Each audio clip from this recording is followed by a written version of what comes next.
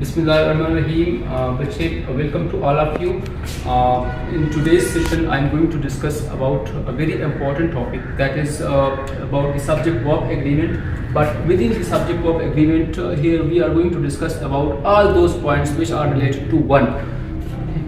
अच्छा, one of हम अगर देखें, वन ऑफ के बाद हमेशा हम प्लूरल नाउन यूज करते हैं, but we will not consider the plural noun over here. According to the plural noun, we will not use the verb. We will use the verb according to one over here. So one हमारे पास singular है, that's why it will take a singular verb. इस तरह इस example को आप देखें, one of my teachers, even though we have a plural noun here, but in spite of that we choose a singular verb over here, comes. come and come में हम जो है ना यहाँ पर सिलेक्शन करेंगे, वो हम comes करेंगे, क्योंकि हम यहाँ पर एक ही टीचर की बात करते हैं। जिस तरह के हम कहते हैं वन ऑफ माई टीचर्स, यानी मेरे टीचर्स में से एक की हम बात करते हैं, ठीक है।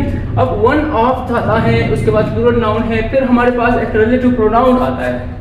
रिलेटिव प्रोनाउन जब भी आता है तो रिलेटिव प्रोनाउन के बाद हम जब वर्ब यूज करेंगे वो हम सिंगुलर यूज नहीं करेंगे, हम यहाँ पर प्लूरल वर्ब यूज करेंगे, और जो उसके बाद आने वाला जो वर्ब होगा वो तो सिंगुलर ही जाएगा। फॉर एग्जांपल देखिए, let's take this example, one of my teachers, who come है और कम्स है। आपके पास ये दो ऑप्शंस अवेलेबल है, इन दो ऑप्शन में से आप लोगों ने जो प्लूरल है ना वो आप लोगों ने पिक करना है। अब इसमें हमारे पास ये ठीक आ रहा है, ये हमारे पास गलत है, ठीक है, क्योंकि हम यहाँ पर ये जो रिलेटिव प्रोनाउन के बाद जो वर्ब यूज करते हैं ये हम इन टीचर्स के मुताबिक यूज करते हैं, और इस वन के लिए जो वर्ब आ रहा है वो बिल्कुल लास्ट में आप लोग देख सकते हैं, यहाँ पर स्पीक हमारे पास गलत होगा, स्पीक्स हमारे पास ठीक होगा, ठीक है। Same is the case with the only. The only के बाद हमेशा हम प्लूरल नाउन तो यूज करते हैं, प्लूरल नाउन हम यूज करते हैं, लेकिन प्लूरल नाउन के बाद हम सिंगुलर वर्ब यूज करेंगे, ठीक है।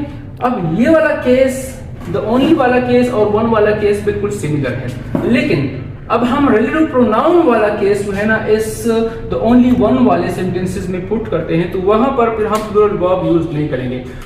रिलेटिव प्रोनाउन के बाद फिर हम द ओनली वाले सेंटेंस में फिर हम प्लूरल वर्ब यूज नहीं करेंगे, बल्कि सिंगुलर वर्ब यूज करेंगे, ठीक है। जिस तरह के इस एग्जांपल को आप देखें, the only one of the chairs which was brought yesterday is broken। अब यहाँ पर इसमें हमारे पास was और were में ऑप्शन अगर आता है तो आप लोगों ने इस only वाले वर्ड को कंसीडर करके इसके मुताबिक आपने रिलेटिव प्रोनाउन के बाद भी सिंगुलर वर्ब को यूज करना है, और इसके बाद जो आने वाला वर्ब होगा वो भी हमारे पास क्या होगा, वो भी हमारे पास सिंगुलर होगा, ठीक है। अच्छा, इसके बाद मोर देन वन, जो कि बहुत इंपॉर्टेंट है। मोर देन वन, अक्सर बच्चे इस बात में कंफ्यूज होते हैं कि भाई इस मोर वाले वर्ड को देख के इसके मुताबिक यहाँ पर प्लूरल नाउन यूज करते हैं, लेकिन ये बिल्कुल गलत है।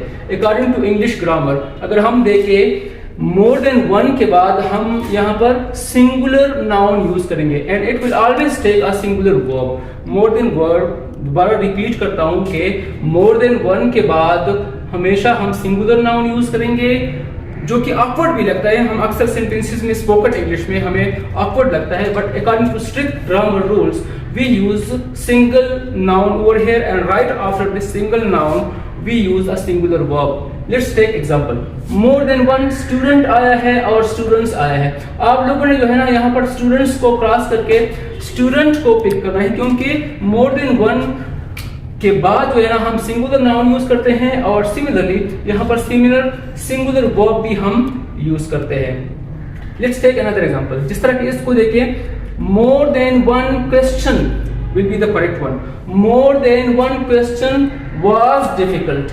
अब more than one questions were difficult क्या होगा, गलत होगा, ठीक है। लेकिन अक्सर जो है ना एक ट्रिकी क्वेश्चन आप लोगों को देते हैं।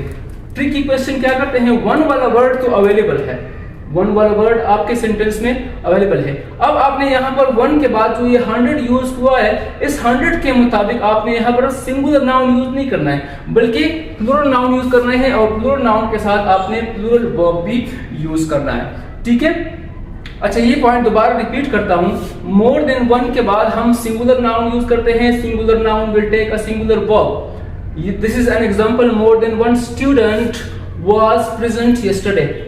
लेकिन आप लोगों ने इस वर्ड को देख के more than 100, more than 200, more than 300 etcetera आते हैं, या मोर देन 1 आता है, 1 के बाद यहाँ पर 100 वाला वर्ड अवेलेबल है या 1000 वाला वर्ड अवेलेबल है। सो इन दैट केस आप लोगों ने सिंगुलर नाउन यूज नहीं करना है, आप लोगों ने प्लूरल नाउन यूज करना है, और प्लूरल नाउन के बाद आप लोगों ने प्लूरल वर्ब भी इसके साथ मैच करके एग्री करके लगाना होता है, ठीक है।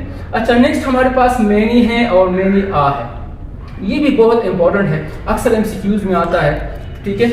मेनी के साथ जो है ना हम प्लूरल नाउन यूज करते हैं और it always takes a plural verb as well. लेकिन मेनी आ जब आता है, मेनी आ के साथ हम सिंगुलर नाउन यूज करते हैं, बट सिंगुलर नाउन के बाद हम सिंगुलर वर्ब भी यूज करते हैं। Let's take 2 examples. इस पहले वाले एग्जांपल को आप देखिए, मेनी पीपल है, पीपल हमारे पास प्लूरल है, दैट्स व्हाई हम यहाँ पर क्या यूज करते हैं, वाज यूज नहीं करेंगे बल्कि वर यूज करेंगे। Many people were complaining. अब